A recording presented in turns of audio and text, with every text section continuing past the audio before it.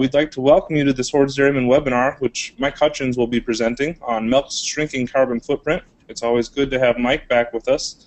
This one will be brought to us by Merck Animal Health. I've seen this talk once or twice, actually, and it's been getting better each time, so I'm only expecting the best from Mike. I hope that people join us for the next couple of webinars. We've got Preventing and Treating Ketosis next month by Garrett Wetzel, and Saving Time and Money in the Parlor by Dr. David Reed in March. So with that, Mike, unless you have anything else, I'll turn it over to you. Well, Lucas, thank you very much, and I think we're off and ready, running and ready to go with. I think that's a topic that's kind of interesting. I'm not sure how popular it's going to be, but folks, it's here at this stage of the game. So our topic today is milk's shrinking carbon footprint, and again, I too want to thank Merck Animal Health for their sponsorship and support, allowing this webinar to come to you here today, as far as that goes. Well, I think there's no question that we're going to see change ahead, and while some of this is political and consumer driven, you know what, dairy managers and dairy nutritionists and dairy enthusiasts, we have some real opportunities here. So strap on your helmets and hats, get your pens out, and be ready to go, because we're going to be looking at what these changes are looking like and where we're going. I just looked through in the last couple of months, as we knew this topic was coming, kind of what's coming. Your first one is the European Union is going to put a carbon footprint label on products in 2012, so consumers can select those products that have a smaller carbon footprint. Remember this towards the end of the presentation. And some of you remember this last year, our Secretary of Agriculture signed a document in Denmark indicating that we, the U.S., would drop the dairy carbon footprint by 25%. And Jim Baltz, I think that's 2020 or 2025, but it's not that far away. And of course, previous to that, New Zealand actually had an animal tax to conduct research to reduce greenhouse gases. So every time you see GHG, that's greenhouse gases, and we'll mention that a couple more times as we go along. Another one that caught our attention back in 2009 came from your government. The EPA suggested a livestock tax, the Clean Air Act and Carbon Council Initiative. What a beautiful name on that. Now, some of us remember back in 2009, that was not a stellar year, but that tax was going to be $175 per dairy cow. Jim, I can't remember if it was an annual tax, but certainly you can see what it was going to be. And of course, in 2009, we were lucky we made a penny, much less be taxed $175. Your commodity groups really took this one on pretty heavily very quickly, but you know what, guys and gals, at least in the U.S., I'm not sure that one has gone away yet. So certainly we say, looking ahead, our government is going to have roles, or our people, or our governments in other countries are going to have a role or impact in it. So certainly as we look ahead, we might say, well, you know, we look at this point, and lo and behold, probably what's going to happen here, thanks to Jim Baltz, even the White House is going to look a little green here, looking here to the future as well. That's supposed to be funny. I didn't hear a lot of laughter or applause at this time. Raise your hand if you think this is funny. We'll let you vote at raising your hands. And I can see not many Democrats raising their hand here, Jim. We found 2 Democrats. That's good. That's more than normal. Well, let's kind of set the plate here for our topic on for dairy management and dairy managers at this point. This comes out of South Dakota State, showing agriculture's contribution. Now this is methane, so we'll slip back and forth, and I'll try not to mix you up too much on this one. This is methane production. So agriculture does have a dog in this fight. There's no question. It's not small potatoes at this stage of the game. Notice, so it stays fairly flat and around that 30% level. Then we went back to another resource here, and we did some digging here, and thanks to Jim Baltz for finding some of this information out, we found that we look at methane. Again, remember, methane, primarily a carbon emission here. You can see that animal waste and enteric, that's a big name.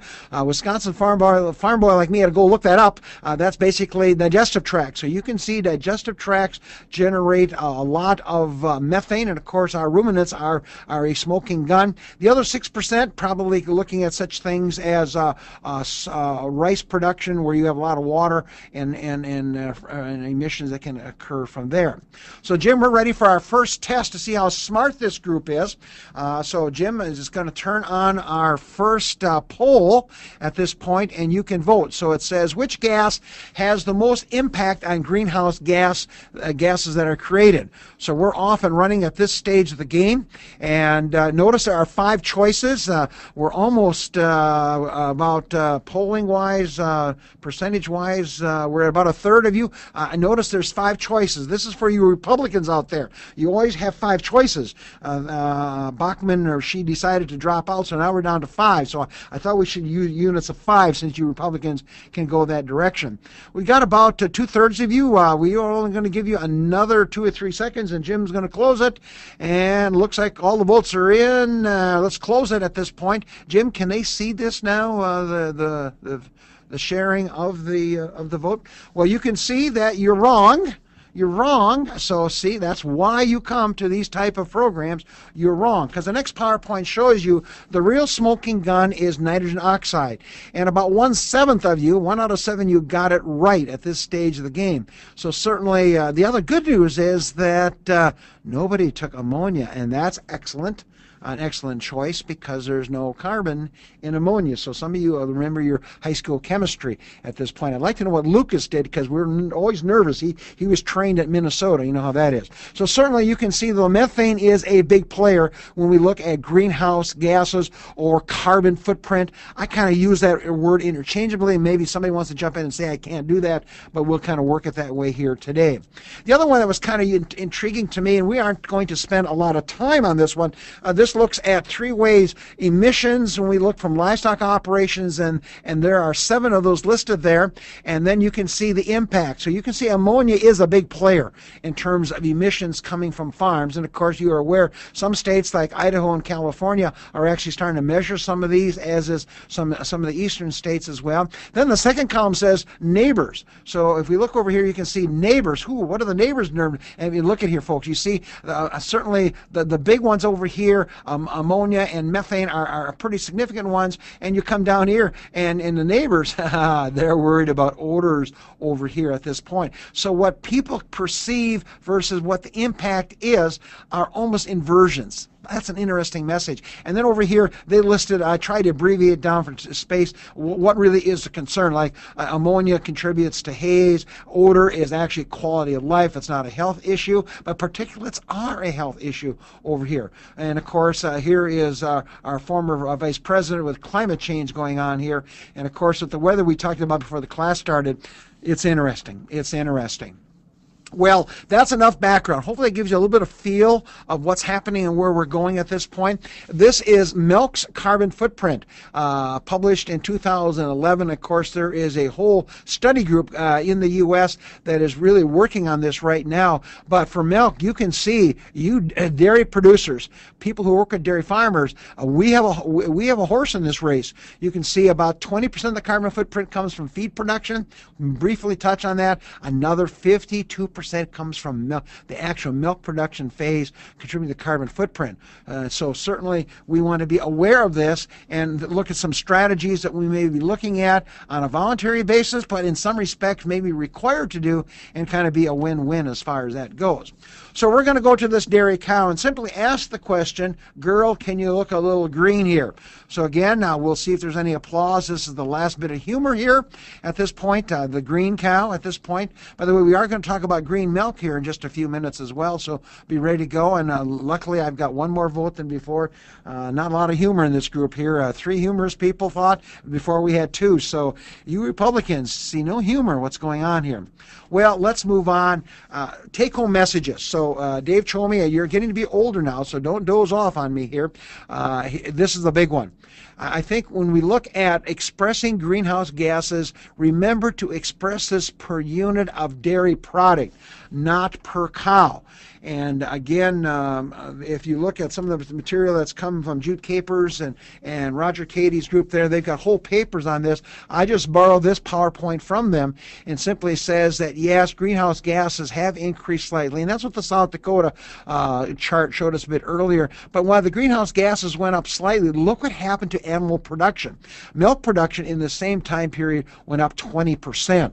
So certainly you're saying, aha, look at that bottom one, and of course this is from Dr. Capers. She listed this and says in 1944, you can see down here that we've got almost 8 pounds of greenhouse gas emissions produced per pound of milk. Look at 2007. That's when she last did it. She's now updating that information for both beef and dairy. Look at what we've done here. We've cut this down. You can see well in almost a third at this stage of the game. So there's your first take-home message. Someone says, what did you learn, or what do you think we need to be thinking about here? This is the first one. And there's 4 of these that you're going to have to remember. The next one coming up here simply says, high-producing cows will reduce greenhouse gas. And we're going to come back and visit that one a little bit later. That's critically important at this stage of the game. And again, going to the Capers paper, I dug this out as well. And this is with a Hutchins flair to that. And it simply says, if you look at dry matter intake and maintenance, and that's the key with high-producing cows. John Fetro's group would call that marginal milk. It says when you get that extra pound of milk, you never have to pay more, you don't have to pay any more maintenance tax on that. I call it a tax. Notice a 10-pound tax is for jerseys. So I say, in a joking sense of the word, but it's kind of real, every morning a Jersey cow gets up at the Hort's Dairyman farm, the first 10 pounds of dry matter they feed there goes to keeping that cow alive and doing her things. A Holstein cow, it's 13 pounds. That's her maintenance tax. You can just work that out on a net energy basis and dry matter intakes on a cow at this point. So high-producing cows dilute down that maintenance tax as far as that goes. One that's going to create lots of interest, and I'm sure Hordes will have an article on it in the future, and that is in the January issue 2012 Journal of Dairy Science. Jude Capers and Roger Cady has a paper published that says reducing greenhouse gases by 20% when using Jersey cows to produce cheese. Wow, that's going to have some interesting ramifications as we look on down the road. The take-home message on number 2 is, if I can use less dry matter to get the same or more milk, that's always going to drop the greenhouse gas value as far as that goes. And of course, this is not new to you. I'll let you actually read that. It simply shows that if you do not use RBST, and of course that has been very controversial the last 2 or 3 years, then I have to have 8% more cows. So here's the word you want to write down. You want to talk about green milk. And consumers like my wife or anybody else will say, Hutchins, what do you mean by green milk? And green milk says milk that is produced using all available technologies that are approved by FDA. And we'll come back and visit that a little bit later. So it simply says if we want to reduce our carbon footprint, and this is really getting the attention of some of our large marketers like Walmart, people like that are really interested in this carbon footprint effect as far as that goes. Again, you can see the second bullet point refers to organic milk. I know that can be controversial, but it's a fact of life. Organic milk is higher because of the production of the feedstuffs, and also for the lower level of milk production, really puts that in a different category. Third hypothesis, and here we go, and this is kind of where we're going to spend the next 30 minutes. I think our webinar will be a little bit shorter today than maybe some of our earlier webinars at this point, and that simply is, what can you as a dairy farmer, veterinarian, consultant, nutritionist, whatever educator, whatever hat you're wearing, what can we do to reduce greenhouse gases as far as that goes? Well, we at Illinois have trained our famous white cow, and she goes out every morning and checks out greenhouse gases coming from fecal material. So you can see the University of Illinois is really in great stead here. We have our own cop on the beat right out there on the dairy farm. Again, you can raise your hand if you think this is funny.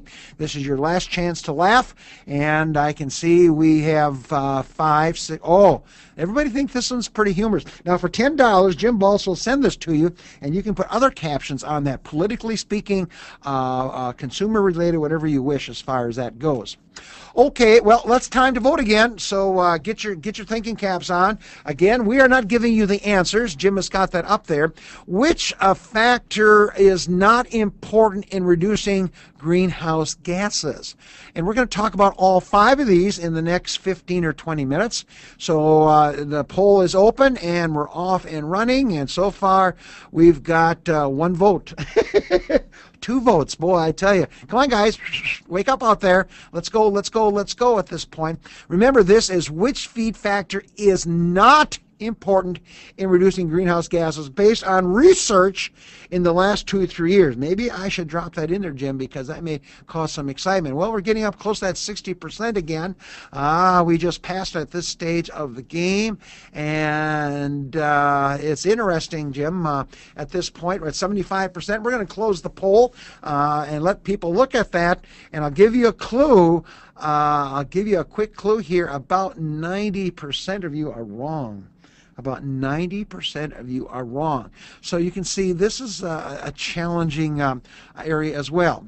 Well, let's go. So let's talk about those 5 points some of you voted for here in the survey. This one has a 16% vote as far as that goes. What does the research say? And again, thanks to Jim Baltz, he did some querying on Googling, looking at papers that we could look at, trying to answer some of these answers. I'm going to have about 4 or 5 of these. This is a Swedish.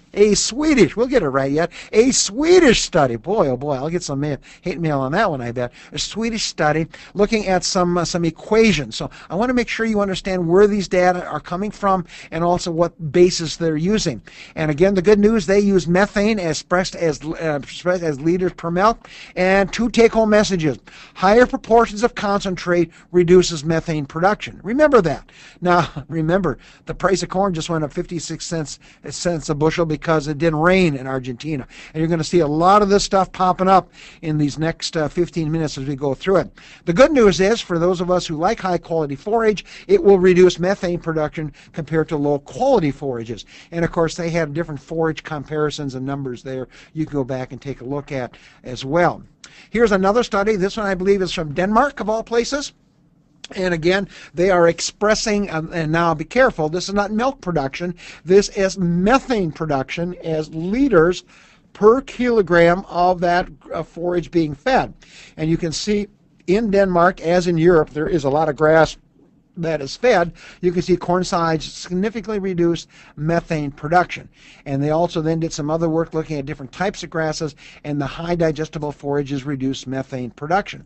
So certainly we're seeing a pattern here in terms of forages and concentrates. We then went to a Pennsylvania paper that came out in 2009. This was a simulation. Now remember, they collected some data and then they let the computer do some of the calculations here. You look at actual production, alfalfa had a smaller carbon footprint than did a corn grain at this stage of the game, probably reflecting some of the fertilizer requirements and nitrogen fixation that goes on. Corn silage was lower in greenhouse gases by 16% compared to non-permanent grassland resources for forages. So it simply, again, shows a little bit what we saw in the previous study. And there's the big study that came out of this simulation, which is now published in the Journal of Dairy Science, that Jersey cows, smaller cows, will have a smaller carbon footprint compared to bigger cows. And they use Holstein versus Jersey. You could slip other breeds in there as well, Brown Swiss, and other breeds out there as well. So again, an important aspect in that cow sizing comes back again at a little different direction. We also looked, this is a UK study as a model, looking again at greenhouse gases coming in from energy-corrected milk, which means they look at both the fat level and the protein content of it, and again showed that a low forage, meaning more grain, non-grazing feeding system had the lower carbon footprint or greenhouse gas here and less land use, and of course those two numbers tend to go together. And then I want to go to an Irish study because you'll find this in the literature, folks out there. Here's an Irish study looking at basically pasture and actually flip it and basically say that grass-based systems can be profitable and can decrease greenhouse gases. So again, in fact, there was a paper in one of the farm magazines came out recently showing a bar graph, and pastures had a very wide range on greenhouse gases, all the way from being negative, meaning good news, to positive, meaning the bar was more in the positive area. So in this study in Ireland, looking at their pasture situations, they found a reduction compared to concentrates. That's interesting. I can't explain that. Don't ask me a question about that. I can't explain that at this point. And again, they also saw some advantage there on breeds, showing that the New Zealand Holstein, and if you've ever been to New Zealand or saw their genetics, they have really small Holsteins, primarily because of the pugging that does to their pastures out there. But they have a small Holstein compared to maybe, I assume these were Irish Holsteins, but or North American. I'd have to go back, Jim, and take a look at that. So what do we say? Conclusions. Well, it looks like high quality forages are in. Corn silage is in even a little bit better at this stage of the game. And pasture is somewhat controversial at this point. And high grain generally is better than low grain systems, even though you saw one study that wouldn't show that. Well, some of you picked this one on fat feeding as not a factor in affecting greenhouse gases and methane. I just pulled one paper. It comes from Canada. Grainger and Beauchemin's group up there, published in the Journal of Dairy Science. They did a meta-analysis, and for some of you statisticians out there, that's pretty cool. A meta-analysis simply means they looked at 27 published studies. They weighted these studies based on the number of animals, the size of the research study, the controls, all that come into account, and here's what they found. So it's a beautiful little summary. Let's go through it quickly and show you that yes, there is an impact of fats and oils on greenhouse gases. The good news is it goes the right way.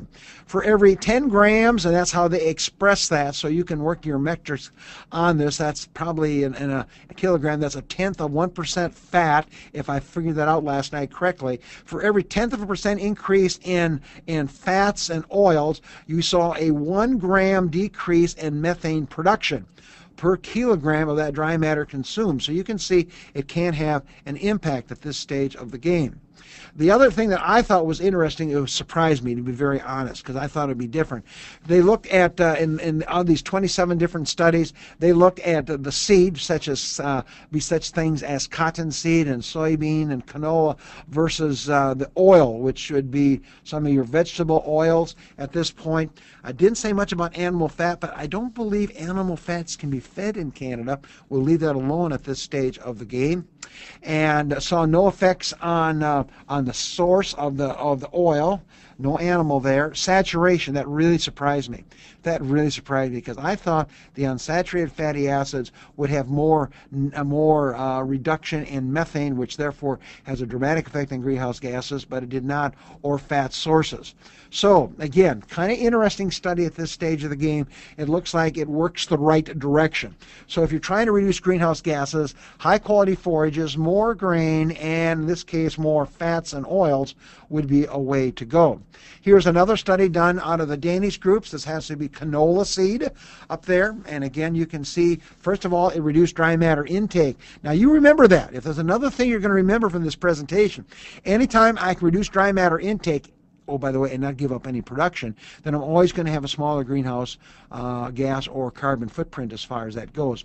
So we can see that the canola, which is a very unsaturated feed, reduced methane production at this stage, a game of 1.6 liters, and don't ask me what that means. I can't get my arms around 1.6 liters, but I guess it says if it's a 9% reduction, I guess you can then multiply that by 10, and so cows produce 16 liters of methane a day. I guess you could almost extrapolate from that, but that was statistically significant. So some of you folks up in Canada where you have access to canola seed, interesting food for thought. But remember, here you can see the unsaturated fatty acids did what I thought it should have done in the Canadian survey.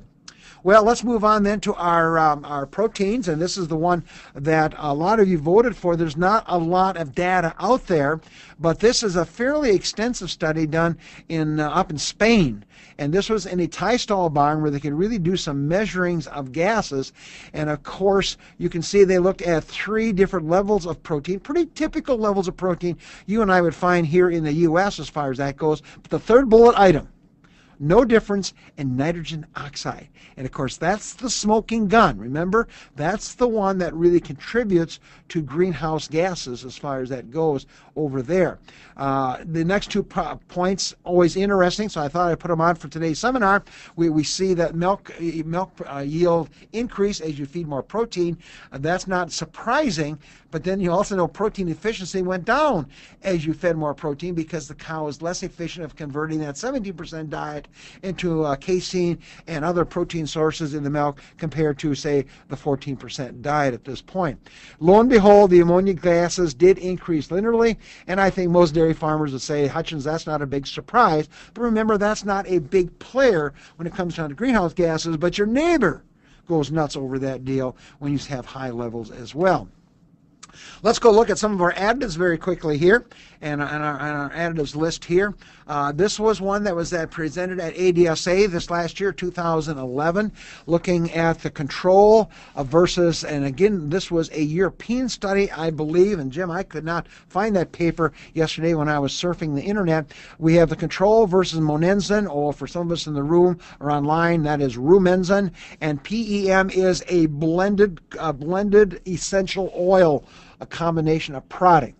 And of course, essential oils are very popular in Europe because they do not have access to monensin, because monensin is classified as a prohibited antibiotic out there in Europe as far as that goes. Anyway, you can see the typical response from rumensin, about 3 pounds. Even the PEM was slightly higher. You look at dry matter intakes, and you can see that's where your feed efficiency comes in. While not statistically significant, when you combine the impact of the higher milk production and the lower dry matter intakes with the monensin and the PEM product, you can see a significant reduction, improvement, I should say, in feed efficiency. No big surprises there. Not knowing much about the diet, there was an impact on milk fat, a decrease of both of those products, both of them having a rumen impact effect at this stage of game in terms of selecting microbes. They're in the rumen, selecting against fiber digesting bacteria, generally speaking, and you can see a decrease on the essential oil on milk protein, and that's pretty important now, because if we look right now, December, I've got the number right in front of me here in the U.S., a pound of protein is worth, per pound, true protein is $3.34. So, as a result, you can see that, boy, we don't want to mess with protein here too much, because obviously that is, I'm in the pocketbook, and they did measure in this study methane being produced per gram of milk being excreted. So you can see both of these products did have an impact. Again, the significance of this was sitting at the 10% level. Well, we go to our Pennsylvania folks, Penn State. They're into oregano. I guess the good news, Jim, they also got a football coach now, but we won't go there. That's kind of sensitive. But oregano, and they did some measurements here on methane production, and that's an awful lot of oregano, Jim. A pound of oregano, and you can see it did have some impact on milk production, had a huge impact on methane production. Again, oregano will have some of those essential oils in them, so again, you can kind of see, and I think if that's the only thing you get from this webinar is kind of seeing how the pieces of the puzzle come together, that will make a difference as far as that goes. You'll notice there, I thought out of that paper I picked out, there are 40 different oregano plants, classification, and they contain a number of different types of products. And of course, if you're the listener or the dairy farmer out there saying, now, okay, Hutchins, which one of those is the good guy with the white hat? And I'm saying, I don't know. And I think that's one of the challenges I have, at least, with the organic oils right now, and that is knowing which essential oils, I should say, not organic, they're all organic, obviously, essential oils, which ones win. The other comment was the economics of feeding almost 18-ounce oregano to your cows in Pennsylvania is probably cost prohibitive at this stage of the game. Let's look at glycerol. This one, it has some interest because of the biofuel areas over here. This is a Korean in vitro. Now notice, Korean in vitro. So in other words, we took rumen fluid, we then took the fluid, put it into a system, and we looked at adding glycerol to that system there. Glycerol, again, being used. By the way, if some of you are wondering how much glycerol could you feed, the folks out of Purdue have come up with some really neat studies. Says you can probably probably go as high as 10% of glycerol in the ration before you start seeing some negative rumen and production responses. And so depending on where the price of glycerol is in the production of biodiesel, certainly could be a factor, but you can see it did reduce the methane production expressed as per unit of digestible energy. This is digestible energy is similar to net energy, slightly different of course, but so again, we're not using product here, we're using the energy unit itself. The interesting thing is just what you and I would expect to see. There was an increase with the glycerol rumen propionate, and that's why some of you guys will drench glycerol to transition cows because you're trying to increase blood glucose to avoid ketosis risks. More about that probably next month with Garrett Etzel. They also noticed it shifted the VFA production away from acetate more to propionate and produced less total gas but not VFA production. So certainly the glycerol plays in, and maybe I'm not sure, I've got it in the additive section, maybe Jim it should be in the carb section as far as that goes. Here comes hops. I put this in, this is a Canadian study, and I'm not sure how much value this is here totally. I think we got to keep our hops making into beer with the Super Bowl coming, so maybe we got to back off on that hops for at least a month or so till the Super Bowl is over, or unless you're watching LSU tonight, and of course Lucas refuses to watch the championship tonight, so we'll leave that one alone, Lucas, at this point. See, you never want to mess with me, Lucas. You don't want to mess with me. But you can see again, hops had some impact on methane production here, and it too also altered the rumen VFA. So again, another product that has some impact in the rumen, and I think you're hearing that come through very, very quickly. This is one that came, I believe this is a Japanese paper, and what they did is in vitro again. So again, they did an in vitro study, and they looked at nitrates, and nitrates was having some impact at this stage of the game. But what's the bad news? Well, some of you nutritionists out there know that when you see nitrates in your feed stuff, when it's over 0.5% nitrate in the total ration dry matter, you can start seeing some impact. And of course, you can see we're feeding some fairly high levels of nitrates in the system. And of course, the good news, we're not live cows, we're an in vitro system, and it looks like those bugs don't have too big of a problem with that at this stage of the game. They also looked at sulfates, saw no responses there, and corn gluten feed saw no responses there, and that surprises me a little because I would have thought maybe that would have had some impact on methane production. We had an ADSA paper last year. This is a colleague of mine presented an overview paper, and so I went and took some of his notes from some of his presentation, and I think again kind of shows what might be going on here in terms of these greenhouse gases. In this case, it was all methane driven.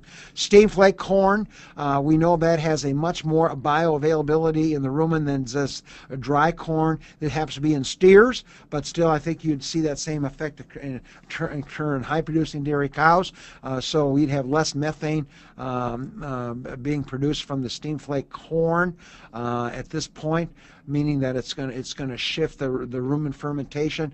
Fewer protozoa. These are all different studies, by the way, so don't try to tie these five together. All five different studies that he cited, and of course I couldn't write the references down quick enough, but it shifted protozoa numbers, which means there might be a shift in rumen microbes going on. Saponins and tannins, these are very bitter products found in plant material. The tannins, for example, bind to protein. That's being looked at as a way to try to increase bypass protein in some of our alfalfa and legumes, but these are products that you can see does have an impact on methane because obviously they are produced by plants as a protection mechanism, so they're not consumed or eaten. So that's kind of interesting, and I have no idea how cashew nut shells got in there, but Lucas, don't write that one down and take it back to Hord's Farm. I am not sure how many cashew nut shells we have available here in the U.S. at this stage of the game. Well, here we go. So now we get to vote. You saw the data, so we're going to open up the polling again, and we're in great shape here and saying, okay, you've listened, you've heard, you've seen. We're going to vote, and we're going to say which one are you going to vote for? As you're the nutritionist, the consultant out there, which one are you going to pull the trigger on? So we're off and running again. Notice we have the magic 5 Republican choices. I didn't want to confuse the Republicans out there, so I kept with 5 choices again. And we can see a big pattern coming here. I guess if I was CBS, I could flag this one, Jim, because we have winners, obvious winner, and continues to stay winning at this stage of the game. We're approaching our nearly 45 seconds, which is about all the time we give you crooks out there to vote. We're at our 66%, and you can see we're going to close the poll, Jim, right now. That'll teach you for not voting quick enough here. And you can see we had about 13% grabbing Rumensin, but the number one choice is to increase forage quality in concentrates. And I think you got it right. I think you got it right at this stage of the game. Obviously, you saw the data, and it's kind of fun. Hopefully, I haven't biased the data. That's always a question. Does your webinar leader bias the data by selecting data that she or he likes better than others at this stage of the game? You can see we have a few Europeans online because there's a few votes for essential oils. By the way, I think adding buffers is the wrong answer. As far as that goes. 3% of you picked that one because buffers would tend to raise the rumen pH and favor fiber-digesting bacteria, and therefore that should favor methane production. And I think that's what you got to be thinking about. Now, maybe somebody wants to argue with me on that, and we would certainly welcome those arguments as far as that goes. You see another 3% yeast culture product. I guess I would not put that in the same category. Again, yeast culture products tend to try to maintain good rumen fermentation and dynamics, so a little different camp than the buffers. So that's a Hutchins bias view. It may be wrong, but so be it, and we move on. Well, let's start then, go to 2 field applications. Hopefully you've seen data, you've seen what people are talking about, thinking about. You also saw the government is going to be a player in this. Governments in Europe and oceanic areas, they're going to be players. They're going to be players as far as that goes at this stage of the game. Let's go into field applications. The first one, a very short one, and that is looking at dairy efficiency. We've talked about that, and that may be a topic sometime in the future if you would like that. Again, if you have a topic you would like to have considered for and we've had several of these, send a note to Lucas or Patty or Steve and let them know, or myself as well, of a topic. But dairy efficiency is pounds of fat-corrected or energy-corrected milk divided by the pounds of dry matter consumed. And so we know that any time you can improve dairy efficiency, which means more milk production, and or less dry matter consumed, that's always going to win. That's always going to win. And so we just gave you our guidelines. Every consultant has a little different number there at this point as we see it. And I just put those guidelines up there. That's another talk for another day. You can see an example, 75 pounds of milk and 50 pounds of dry matter. There's your 1.5, and that's where you want to be. I think our herds here in the Midwest need to be around 1.5, 1.6. The California people are a little nervous because they don't achieve quite that high of a number. And they've always asked why. Another story for another day. And there sits your formula if you want to actually calculate fat-corrected milk. If your herd is at 3.9 or 4 or 4.1, you can actually correct that back using that formula there. Not only is this important topic for greenhouse gases, because it simply says if I can get better dairy efficiency, I'm always going to win on having my greenhouse gases go down per unit of milk. And I think I really want to challenge you on that. And I only challenge you because I'm convinced that Dr. Caper really has sold that concept pretty extensively in the various talks that she has given. Another reason, of course, to do that is because I'm a tight Dutchman. And so with today's feed prices at around 12 or 13 cents per pound of dry matter, if I could take my feed efficiency from 1.4 to 1.6, by the way, that's a big step. Let me tell you that's a big step, but you can see that's worth almost 80 cents a cow a day. And so as some of us wince a little bit on milk price futures, we can certainly see this is another way to try to maintain a profit margin out there on dairy farms. So another subtle reason for looking at that one. The other second application comes in from feeding of older heifers and greenhouse gases. There are some real opportunities here, and I think we're going to see more and more of it. I'm going to share 2 studies with you, one that's fairly in-depth, and that one is the one done by Pat Huffman. The question of, and really it comes down to, guys and gals, limit feeding. Limit feeding. And you know what? We're going to look at this on dairy cows too. No one has really bit the bullet at a university to do this, unless it hasn't been published yet that I have seen. We're going to look at limit feeding. Limit feeding has been very popular in the beef sector, and because it increases feed efficiency in beef cattle, and you're going to see it works on heifers as well. So by restricting dry matter intake, usually this is amount of dry matter, and in some cases energy intake. Reason we're doing that is to avoid heavy or fat heifers. And I'm saying if your heifers are over 3 1/4, listen up, folks. You got fat heifers. Some of you may be more forgiving than that, but I say anything over 3.2, anything at 3.25 or higher is a considered concern. The real reason to look at that today, earlier by these researchers, is reducing feed costs. But today's topic is what? The greenhouse gases. And so we're going to look at greenhouse gases from this aspect as well. A couple PowerPoints here, and of course, as you all know, these PowerPoints and materials all archived by Hordes Dairyman, so you can go back and look at this material. This is the classic work by Pat Huffman.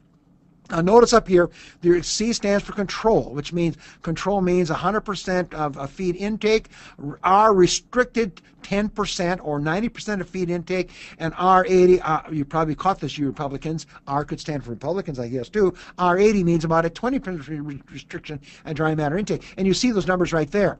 Now, look at this, folks. Notice Pat Huffman did not restrict protein intake. He did not restrict phosphorus consumption. He did not restrict calcium intake.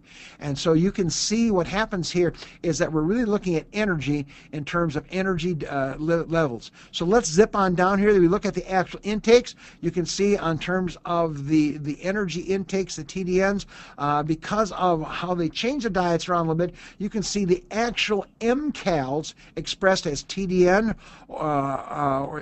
as net energy gain, net energy maintenance, very similar diets. We just reduced the dry matter, and so we started to play some games with that.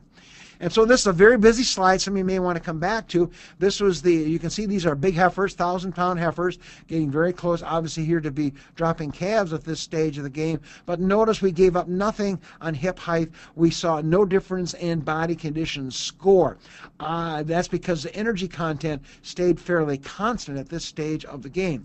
Notice, because again of the reduced dry matter intake, look at my feed efficiencies, and my average daily gains actually looks like they improved. That is not statistically significant, even though that has to catch your eye like it did mine. But you can see the feed efficiencies did improve nicely here at this stage of the game, and we're out of the manure business. Notice we have dropped just about 2 pounds of dry matter in manure, and of course manure is about 85% water, so you can see we're talking more than just a 2 pound here. We're talking several pounds of actual fluid at this stage of the game. The other question farmers would ask, as I did of Pat, and that is, what did these cows do? And so in their first lactation, you can see that actually these cows had a slight advantage in terms of higher milk production. That is not statistical, so don't go home and tell everybody that Hutchins said limited feed heifers, you'll get an extra, looks like almost 2,000 pounds more milk there, but certainly you can see it had no negative effect on production, and we did change around the feeding program and lowered feed cost. Judd Heinrich has done a number of studies, and so for sake of time today, I elected not to put these all up here at this point. He looked at the concentrate side of it, going to a high concentrate diet. Now, obviously, depending if the price of corn comes down and it rains in Argentina and Brazil, then this data could have some real interesting applications.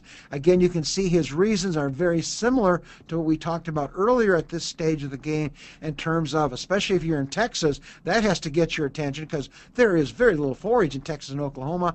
And, of course, you can see these other characteristics here in terms of feed costs, CAFOs, in terms of CAFO qualification, and in some cases that is tied to land purchases or land availability. And then, of course, here we are. That's what we're talking about today. So it's kind of fun to use these two field examples because depending on which hat you wear today, you could talk about this at 3 different seminars here on the Hordes Dairyman series as far as that goes. Anyway, the data does show that these high concentrate diets do work. You can reduce the load, and let me look here. Nope. I think I X'd off a PowerPoint. I was hoping, but you'll have to trust me. I know that's a scary word, and that there was a significant reduction in greenhouse gases, and feed costs were also reduced.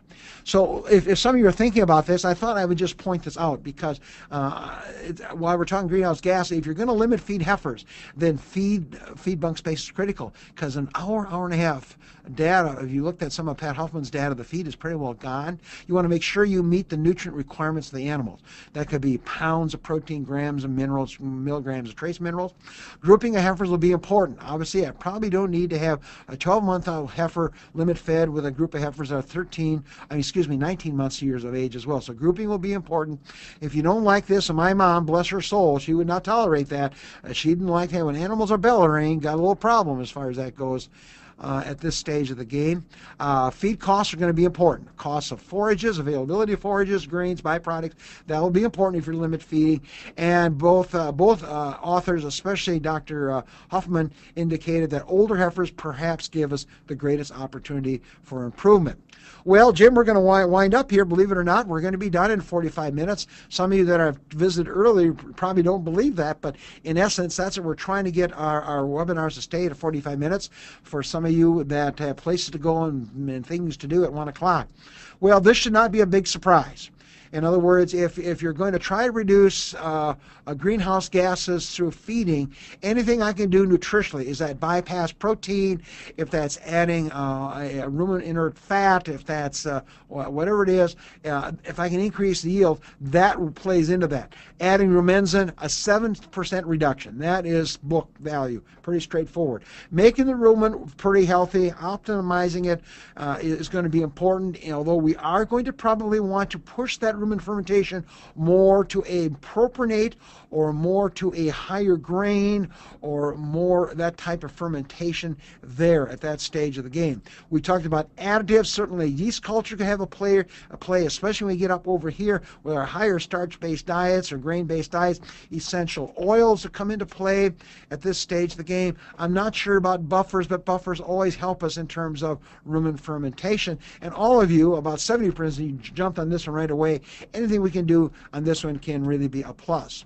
Now I want to put on another hat and simply say, remember our Secretary of Agriculture said that we have to reduce greenhouse gases by 2020 or 2025. And isn't this a fun one to say, okay, I'm going to become your new president. I know all you Republicans would vote for me out there at this stage of the game. But to make this greenhouse gas thing work, here's how I'm going to do it. I'm only going to allow high-producing cows to remain in the United States. So that means if your cows are 10% below breed average, you have to cull them. I'm sorry, they're going to be gone. No place for them. That's at this stage of the game. I'm going to make all cows milk 3 times a day. We know that increases feed efficiency and milk production. So I'm sorry, you're going to have to get up at 4 o'clock in the morning and at 8 o'clock at night and milk cows. I will consider smaller cows. Now, I didn't have quite the gumption to put jerseys up there because I know I would get some hate mail on that one. But I would consider smaller cows. I could have smaller Holstein cows. And if you look at that Irish data, that's exactly what it said. It said smaller New Zealand cows are more efficient than some of the more traditional Holstein cows. All cows, this should get me some hate mail, all cows injected with RBST, because we can see it increases feed efficiency by 8%. All dairy cows must be fed ionophores. Wouldn't be a big problem in the United States unless you're an organic dairy farmer. Now, right away, if you're an organic dairy farmer, you can see challenges coming here, because you're not going to like me if you're organic, because that means you are in trouble. You are in trouble at this stage of the game. All heifers will have to calve in at 23 months of age. None of this 26-month-old aged heifers, and that's pretty much where the national average is now, slightly below 26 months of age. Years ago, when I was back in Minnesota, and you can all know where that dates me, we used to be up at 28 months of age. So all animals have to calve, because therefore I don't have to feed these calves, these heifers, I should say, for 2 or 3 months longer and incur that extra fecal land requirement and methane and carbon footprint. Only milk that's lower than 400,000 somatic cell can be marketed. That's a little bit goes back to only high-producing cows. Somebody says, I only want good milk. If I have cows that produce low somatic cell milk, Wisconsin researchers say they give more milk. Oh, by the way, all cows have to be bred artificially. No cleanup bulls anymore, no other bulls here. They have to be all bred artificially, and of course that it will increase milk production at this stage of the game. And all cows must be tested, enrolled in some milk recording program. And some of the Scandinavian countries actually promote that and actually require these last two, because they know what that does to the dairy industry as far as that goes. So certainly that's another factor as well. So, I'm having some fun with you. So this used to be called Hutchins' very biased biases. But guys and gals, this greenhouse gas thing, bring it, as they say, as the Packers say, bring them on, man. Let's bring them on, and let's get out in the field and play this game. So with that, Lucas, let's turn this back to you to kind of wrap up our webinar before we take any questions. Well, thank you, Mike, and very well done job here on the webinar. We'd like to again thank Merck Animal Health for the sponsorship of this webinar and remind you guys about the next two webinars we have. I see some good questions coming in and continue to ask those, and Mike will get to them in a second. But the next two webinars are Preventing and Treating Ketosis, and that's with Garrett Etzel, and he's from the University of Wisconsin, and that's brought to us by Elanco. And the March 12th webinar is Save Time and Money in the Parlor, and that's with Dr. David Reed. And of course, that's going to be your savings in the time we all love milking cows in the parlor. And with that, Mike, I'll let you go through the questions as they come. I'll throw out one here from me first, if that is all right. Okay. We'll flip to the next slide first, though, I guess. Okay, you're right. And we'll go to the next one.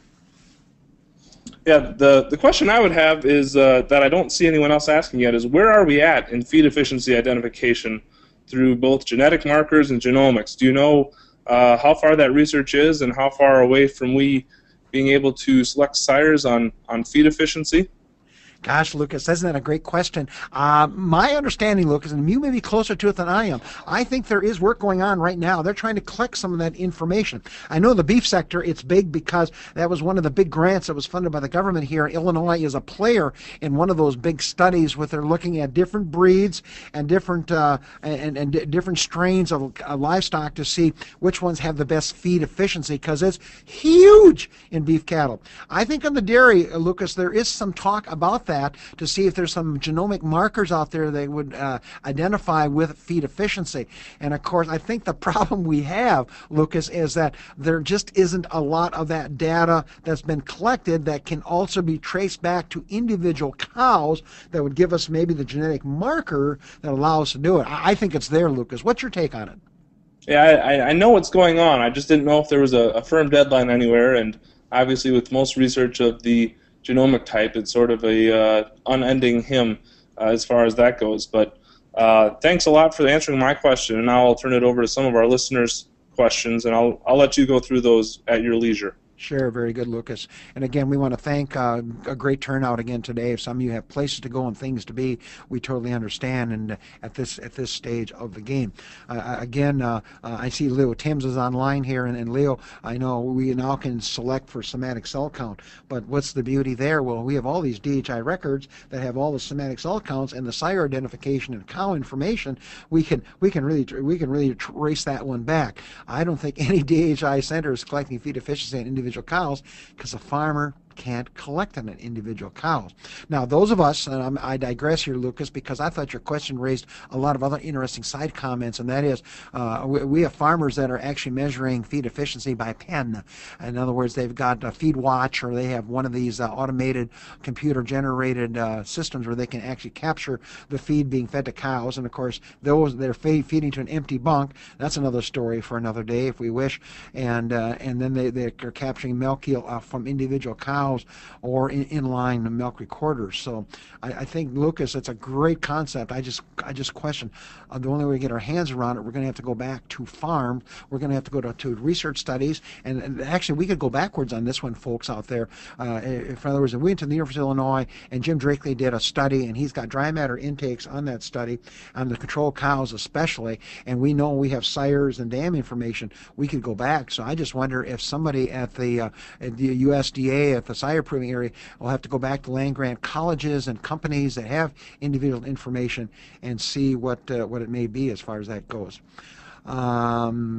I got a comment. Let's tell it comes in from Leo Timms at Iowa State. He says, feed efficiency trials completed at Iowa State and Scotland. 900 cows looking at genetic markers in feed efficiency.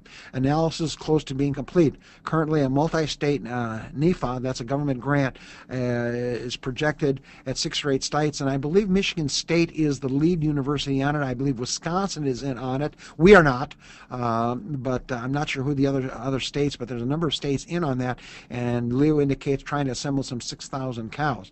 And you're right, Leo, that may be years away. So I just wonder, Leo, if we should be going backwards to Iowa State and Wisconsin, Minnesota, and pick up some of that data where we do have milk production, we do have dry matter intake, and we do have genetic information, and be able to pick it up as far as that goes at this point. Okay, let's another, Leo says, a second NIFA project is based on data from ISU and Scotland work. So again, Leo, thanks. Appreciate that. Very, very helpful. Of course, Leo, I knew all that. I just wanted to let you bring that up as far as that goes. Let's take our first question that comes in. And again, don't be afraid to bring them in. We got about 3 or 4 of them. With organic popularity, and whether or not large companies will continue to support organic if it truly does not help the environment. I think my bias is, and now you're getting Hutchins' bias, organic is a whole different set stream. In other words, if a consumer is willing to pay twice as much for the milk, then obviously economics is not a factor. The last figure I saw, a little more than 3% of the milk in the U.S. is organic based. I don't think greenhouse gases are going to have an impact on that. However, when the consumer goes to the shelf, if she was in Europe, she would then see that the greenhouse gas footprint would be 30% higher than the green milk, for example. And then the question is, would she pick up a different carton, even though she's rich enough, or she has a perception of wanting that organic milk for her family to make a difference? So I don't think, to be honest, I don't think organic is going to have to contend with this one as much as maybe the green milk concept at this point. You know what? Whoever asked the question, I wish you'd come in on me, help. And maybe Jimmy should ask that first. The Australian government just passed a carbon tax, and I saw that in a magazine back in December. And I don't know, Lucas, if you can help me on this one as well, but I don't know what it is. It's a carbon tax, and I think it's on everything. I think it's not just on livestock. Yeah, I believe it's on everything, and we had ran something. I think it's going to, for a gallon of milk, it's going to be like 1 or 10 cents or some small amount. But for the farms, what I've read is it could be upwards of $4,000 or more a year, or maybe it's 40,000. I might be missing a zero, but it's not, it's not chump change. So I think, obviously, as far as the question, what do we think of that? I think that's a pretty strong step by a government, and it not affects just agriculture, but of course all industries. So it'll be interesting to see how long that stays in place. To me, is the biggest answer I have. Lucas, I agree. I think if it's kind of like playing football. If you're in the line, you kind of like to have all the guys in the line working together. You don't want to be standing out there by yourself and being singled out as being the bad one. So, in my view, Lucas, I'd love to have my dairy industry stay in bed with all the other industries that produces carbon footprints, because suddenly we're not targeted easily with only having, I guess, in the U.S. less than 2% of our votes now being agricultural based. I'd just like to hang out with these people that maybe have 15 or 16% of constituency to hang out with as far as that goes. Do appreciate the comment. That's very, very good. Thanks, Lucas. Appreciate it very much. My last question we have here, and that is, by the way, an update from Argentina. Argentina, it's 104 degrees Fahrenheit. For you metric people, that's 42 degrees centigrade. In some area in Argentina, I have no idea where it is, Jim, and not a cloud in the sky. Argentina faces what could be its worst drought in 46 years. So what does that mean? Well, we know what that means. We know what that means for carbon footprint. While Judd Heinrich's data is excellent, it may mean we're not going to be feeding a lot of corn to our cows, to reduce the carbon footprint if it starts going off again. And then, as we said earlier, we've seen, at least that I've been told from a source, that the last 50-cent run-up in corn prices is all related to Argentina and Brazil, moisture situations. You know, it's almost like the stock market. It went down, and it's because of those crooks in Italy doing their thing as far as that goes. So anyway, interesting what that does to our presentation, to your prying corn, to putting corn in, whatever the case is going to be. Our last question, we're done for the day, and we'll have an early lunch here, Lucas. Any studies on greenhouse gas impact, positive or negative, of automatic milking systems? I don't think so. So if you got to get off the fence here once in a while. I wouldn't think so. There may be some efficiencies. They're going to feed more grain in that parlor to bring those cows in. That's going to take some grain out of the TMRs. We know that. At least the successful automatic milking systems here in Illinois are pushing a lot of grain through the system because they want to encourage that cow to come in there 3 to 4 times a day. And she's not going to do that for me, for one M&M. I probably am not going to come to your meeting with one M&M, but you give me a bag full. Boy, I'll be there. So unless I'm missing something, Lucas, and I'll challenge you because you've got the microphone there as well, is there anything that you could see why I would have less or more greenhouse gas? If I had a guess, not going to have much impact. If anything, it's going to have more of a negative, because the minute I pull grain out of my TMRs, then I think I will lose some feed efficiency on it. I'm not going to say anything on milk production. You'll say, well, gee, those cows are milked 4 times a day, they'll get more milk. Ding, ding, ding, that's right. That'd be going the right direction. But if I was looking at an automatic milking system, then they tend to average 3 milkings a day versus a 3X milker. I don't know. Lucas, do you have a dog in this fight?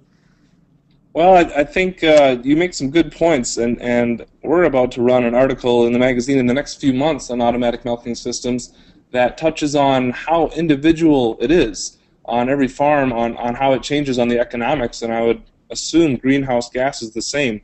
If you're milking 3X now, and when you put in the robots, you're milking 2.7 times a day, versus if you're milking 2X now and then go up to 2.7 times a day, I think it's going to be a farm-by-farm basis on all sorts of things. Does that make sense to you? Yeah, it sure does. It sure does on the milk side of the equation.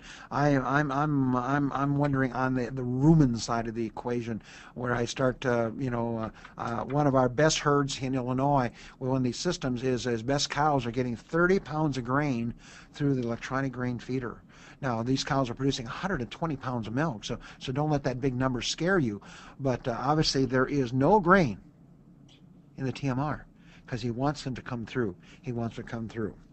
Well, we're done, Lucas. I'll turn it back to you. I think all the questions are there.